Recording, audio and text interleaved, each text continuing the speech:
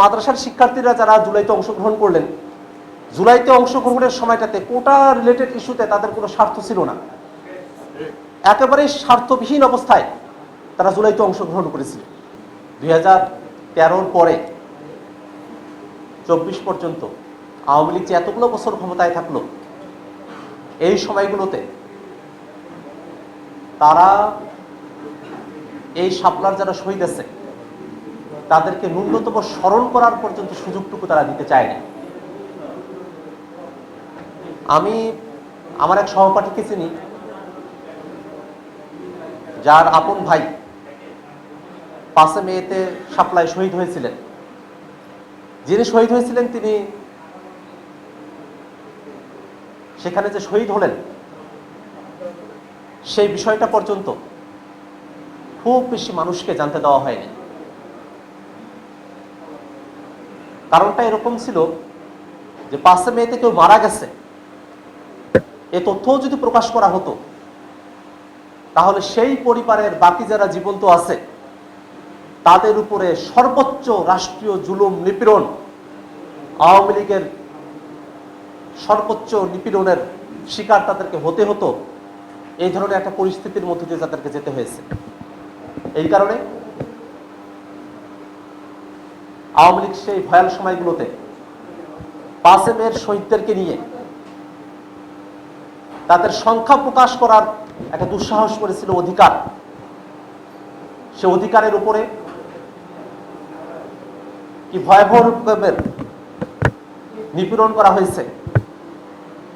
অধিকারের যারা কর্ণধার আছেন তাদেরকে গ্রেফতার করা হয়েছে, জেলে পোড়া হয়েছে, শুধুমাত্র একটা হত্যাযজ্ঞে, গণহত্যায় কারা কারা শহীদ হলেন তাদের পরিচয়গুলোকে প্রকাশ করার কারণে। আমরা জুলাইতে যারা অংশগ্রহণ করেছি, এটা সত্য যে জুলাই একদিনে আসেনি। জুলাই এসেছিল বাংলাদেশে সাধারণ জনগণের উপরে বহুমাত্রিক নিপীড়ন, জুলুম, গণহত্যার মতো পরিবেশ, মানবতা বিরোধী অপরাধ সংঘটিত হওয়ার পরেই জুলাইয়ের মতো একটা পরিবেশ বাংলাদেশে তৈরি হয়েছিল। আওয়ামী লীগ ক্ষমতায় এসেই পিলখানা হত্যাকাণ্ড, তারপরে রাজনৈতিক নিপীড়নমূলক মামলা শুরু, শাপলার গণহত্যা, সে সময়টাতে ছাত্রদের যত আন্দোলন ছিল, নিরাপদ সড়ক আন্দোলন, কোটা বিরোধী আন্দোলন, প্রত্যেকটা জায়গায় তারা যে নিপীড়নগুলো করেছিল,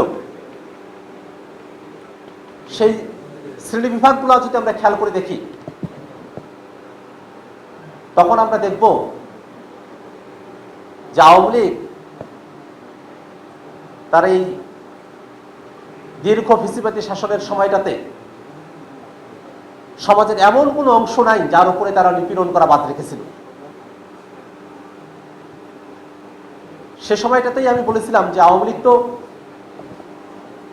যারা আমাদের হিন্দু, বৌদ্ধ, খ্রিস্টান আছে তাদেরকে সংখ্যালঘু হিসেবে নির্যাতন করে, আর যারা মুসলমান আছে তাদের রাজনৈতিক পরিচয়কে নাই করে দিয়ে তাদের উপরে তারা নির্যাতন করে।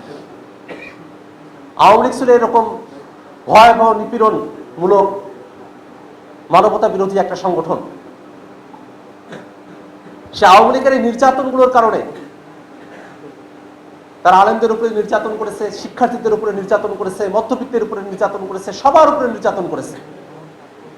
এমনকি যারা সমাজের বিত্তশালী তাদের মধ্যে যারা আওয়ামী লীগের কাছে নিজেদেরকে বর্গা দেয় নেই, তাদের ব্যবসা বাণিজ্যগুলো তারা কেড়ে নিয়েছে, তাদেরকে নানাবিধভাবে তারা হয়রানি করেছে।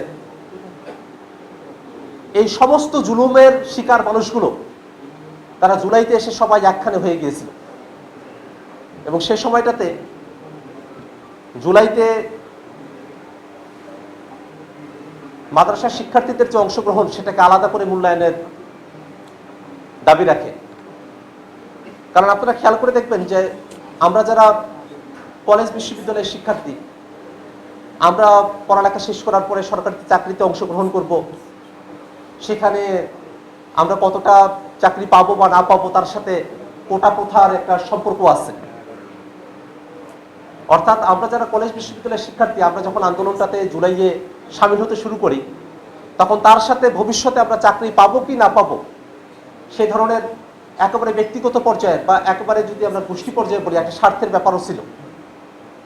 কিন্তু এই যে মাদ্রাসার শিক্ষার্থীরা যারা জুলাইতে অংশগ্রহণ করলেন, জুলাইতে অংশগ্রহণের সময়টাতে কোটা রিলেটেড ইস্যুতে তাদের কোনো স্বার্থ ছিল না, একেবারে স্বার্থবিহীন অবস্থায় তারা জুলাইতে অংশগ্রহণ করেছিল। কারণ সে সময়টা তো সবার লক্ষ্য এক জায়গায় ছিল, যে বাংলাদেশকে এরকম একটা ফেসিবাদী কাঠামো থেকে মুক্ত করতে হবে। এবং তারও আমরা প্রায় 2 বছরের মতো সময় অতিবাহিত করে ফেলছি।